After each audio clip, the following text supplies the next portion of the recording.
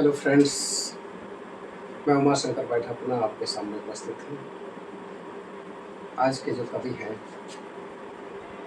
वो रीतिकालीन काव्यधारा के रीतिमुक्त कवि, जिनका नाम है घनानंद, और आज उनकी क्लास लेकर के उपस्थित हूँ, क्लास 10th।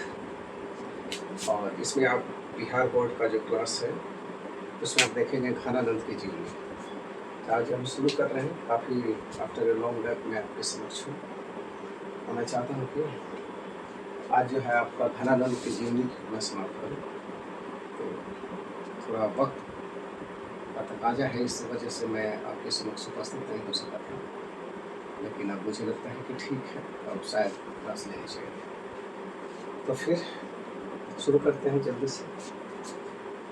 आज आपको पता है कि आज जो डेट है वो है 16/6/25। आज जिसकी जीवनी हम लेकर के उपस्थित है वो है घनानंद।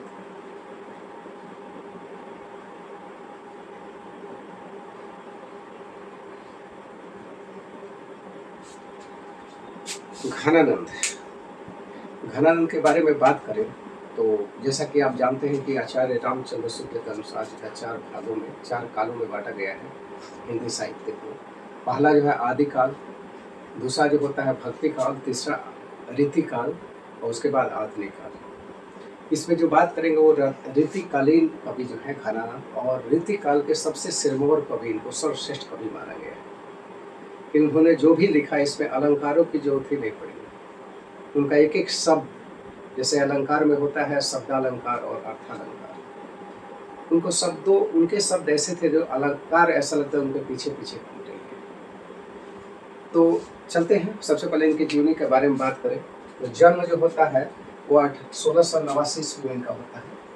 जन्म जो होता है 1689 ईस्वी, ठीक है। और इनका जो निधन होता है जो होता है 1739 ईस्वी, 1739 में। वो भी एक हादसा कह लीजिए, क्योंकि उसी समय नादिर शाह ने आक्रमण किया था दिल्ली और मथुरा के क्षेत्रों में। और ये जो थे बादशाह, जो मोहम्मद शाह रंगीला थे, उनके यहाँ मीर मुंशी का काम किया करते थे। मीर मुंशी का काम करते हुए और कई बार उस समय के जो भी मुंशी होते थे या जो भी दरबारी होते थे, उनको भी कभी न कभी युद्ध में जाना ही पड़ता था। और यही हुआ, इन्होंने नादिर शाह के सैनिकों ने इनको मार डाला। उन्होंने 3 शब्द बोला था, जर जर जर, यानी जर अर्थात होता है सोना, यहाँ पे जर का मतलब है सोना। उनके हिसाब से 3 बार बोला था जर जर जर। इन्होंने बोला कि रज रज रज, और रज एक होता है, रज मतलब होता है धूल। इन्होंने क्या किया, यहाँ पे जर जर इसको 3 बार किया, इसको भी 3 बार, धूल धूल धूल। उन्होंने नीचे से मिट्टी उठा करके उनके हाथ में दे दी और इससे वो क्रोधित हुए और उनकी हत्या कर दी। ऐसा कहा जाता है। आज हम बात करेंगे कि उदंती है, ये एक तरह से अच्छे गायक थे और एक अच्छे सर्वश्रेष्ठ कवि थे। अब यहाँ पे हम बात करेंगे आखिर ये इतना महान कवि कैसे बने। तो किंवदंती है, किंवदंती तो आप समझते हैं।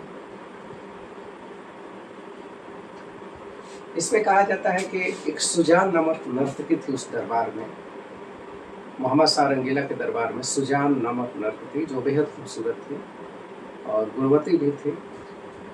घनानंद उसी से प्रेम कर बैठे थे और ये इस कदर उसके प्रेम में लीन थे कि जब विराग हुआ इन लोगों का, अलगाव होगा, तो फिर उन्होंने कुछ सोचा नहीं और ये वृंदावन की तरफ प्रस्थान कर गए थे। और वहाँ जाकर के उन्होंने एक कवि के रूप में प्रतिष्ठित हुए। यही हुआ और उन्होंने इसके नाम पे रचनाएं भी। तो हम जान लेते हैं जो रचनाओं के नाम। तो यहाँ पे हम काम करेंगे रचनाओं में, जैसे सुजान नामक जो नृत्य थी उसी के नाम पे इन्होंने रचनाएं करें। तो रचनाएं यहाँ हम कर लेते हैं। ये तो थी सुजान और यहाँ पे रचनाओं की बात करें, रचनाएं, तो सुजान सागर, सुजान सागर जो है उनकी पहली रचना थी, क्योंकि सुजान से बेहद प्रेम करते थे। उसके बाद विरह लीला,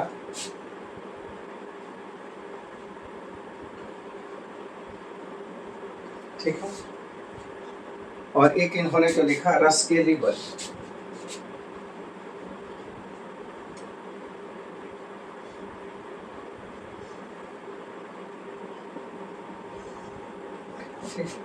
ये तीन उन्होंने रचनाएं की है और काफी चर्चित रहा है। इसमें पहली रचना सुजान सागर जो है उसी से लिया गया है, जो अगली आप जो कविता पढ़ेंगे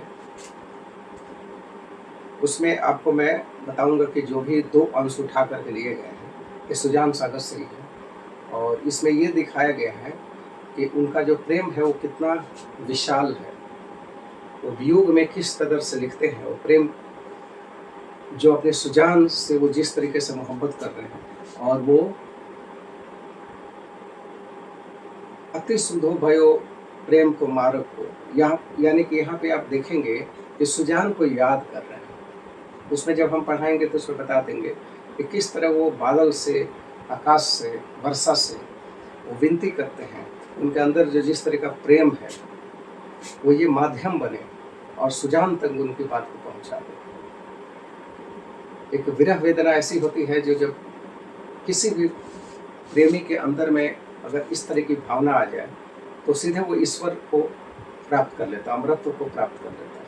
कुछ इस तरीके से उन्होंने यहाँ पे रचना किया सुजान सागर का।